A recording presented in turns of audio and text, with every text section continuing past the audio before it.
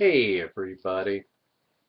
I decided to do a little bit more of a return to form simply because looking at a lot of my thumbnails of my latest work, I kind of feel like a vagrant when compared to the other thumbnails of myself all set up. So I'm also feeling better. A lot of the family issues that were going on have been taken care of, although I discovered two things. The clearance between the floor and my actual door is really big.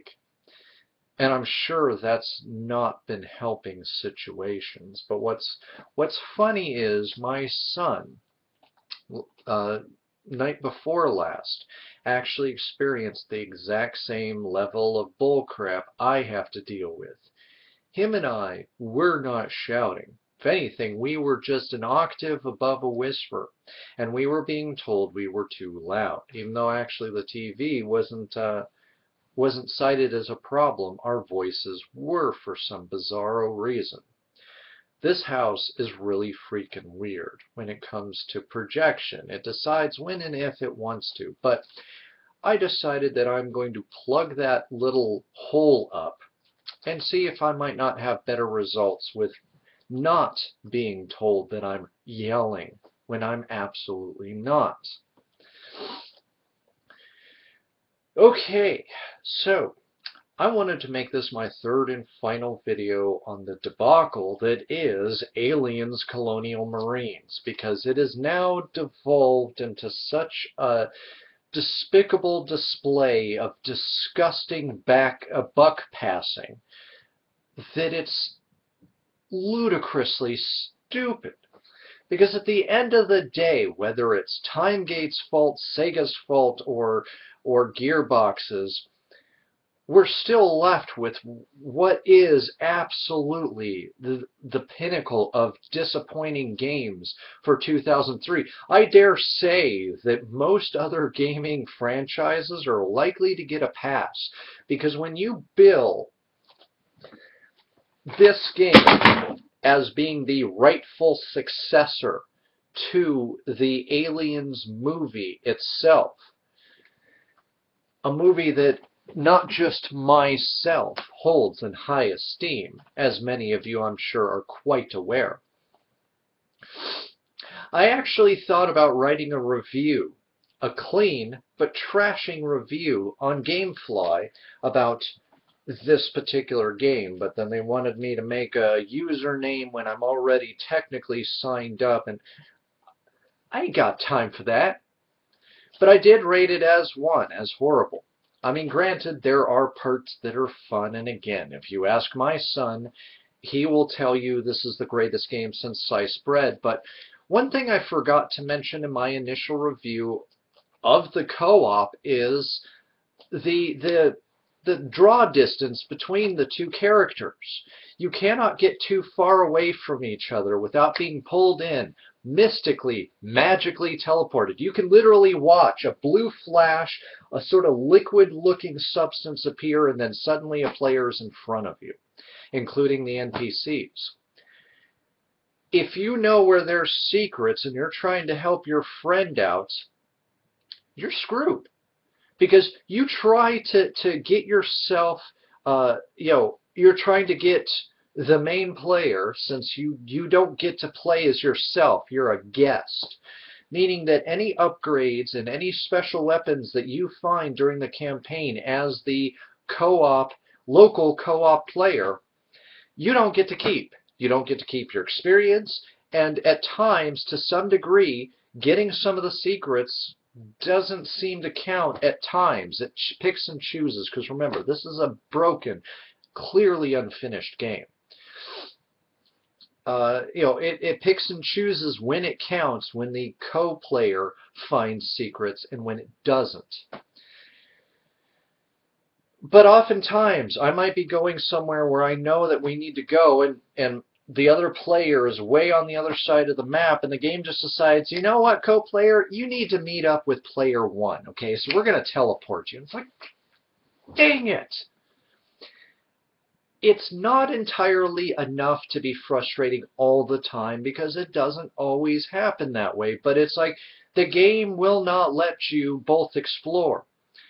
And it gets annoying, because you might be like, oh, I finally found a health pack, and you're going to grab for it, and suddenly you're teleported away before you can grab it. Not to mention the fact that when you're holding one of the sentry turrets, you cannot pick things up, so you've got to deploy the sentry turret, then pick up the object, then undeploy the sentry turret. I ain't got time for that. But at the end of the day, this has just evolved into absolutely humorous. Sega's saying it's all on Gearbox. They had no say in this, despite the fact that what Gearbox got, if some devs, although again, some of the sources for this material, like the Reddit article, are yet to be validated, but it tends to match up with trusted sources from within within Gearbox. When Gearbox got this train wreck of a game back from Timegate, Sega said, no more extensions. Screw you guys. I don't care what this is. Release it. Which is really stupid on Sega's part, because, oh my gosh, is this game a bomb. Very few people are honestly defending this game, with the exception of Patricia Hernandez at Kotaku, who at least defends the stealth level. And I will say this, the stealth sewer level actually is scary. It's actually tense. It's everything that the rest of the game is supposed to be. That the first half of the game actually is, until not long after the first encounters with your first Xenos aboard the Sulaco. You know, all of that does work, and the stealth element breaks up the monotony of just running and gunning. So I can't down the title 100% without at least saying that that was actually kind of well done. I don't entirely like it, but it's better than what the rest of the game is. It breaks up the monotony. But, you know, so Sega said, I don't care what it is, release it, which is, yeah, way to go, Sega. I don't know what your thinking was. Maybe from a business standpoint this made sense, but if you're releasing this turd to the general public, and you're trying to act as if you're going to make any money, oh no, you're not. I may one day fish this out of the bargain bin just because I like Hicks. I like that he was brought back. I don't mind the retcon, because there is actually some precedent amongst the production of Aliens 3 that could support this. Although it's handled poorly, it's scripted poorly, it's handled terribly in this game. But it makes it to where a very egregious wrong of Alien 3 is kind of corrected. It's fan service, and some people might groan that it's the wrong kind of fan service. That's your opinion, and that's fine. My opinion is, personally, I had no problem with it. If anything, it's another one of the few, very few saving graces of this video game. But make no mistake, I stand by what I said. This is a rent if you're curious, but do not buy. Do not buy. But then you got Timegate has chimed in on all this, trying to say it's all Gearbox. Gearbox knew what we were doing. They approved of it. They were overseeing it on their end. So they knew what they were getting into with us. So we're not culpable.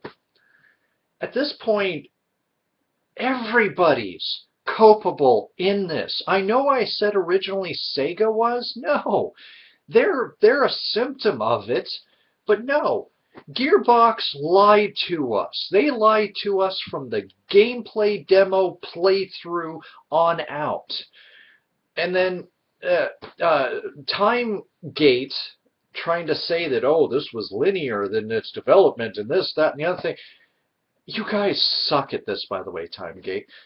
You're guilty of ripping out everything that worked from the gameplay demo and basically turning this into such a crushing disappointment of a game. Not even a bare, barely as an Aliens fan can I find anything to like about this title. Some of the sounds are wrong. The environments are just not what they were at the gameplay demo that were so inviting, that was the movie. This game is just an out-and-out train wreck. And it's sad to see it because this game could have been so much more, as I've talked at length about. And it wasn't. And with the fact that the Gearbox sort of saved parts of the game as far as the multiplayer, depending on who you talk to, but I'm not even bothering the multiplayer because I just don't care enough. And on this second playthrough, the game with my son, the game is almost even more boring than it was before. So I'm just going to end it with just the articles down in the underbar, including reintroducing you to the Reddit article so that you can see where at least somebody who may or may not be an inside dev from Gearbox breaking his non-disclosure agreement to try to explain what this mess of a game was and why it was, and why we, the fans and gamers alike, have every right to be pissed off at this game. I'm just glad that I had canceled my pre-order because I had an Xbox 360 that died and I had to ship that money over to help me bridge the gap in costs to getting myself a replacement 360 from GameStop. GameStop took care of me, by the way, in that case. Microsoft did not.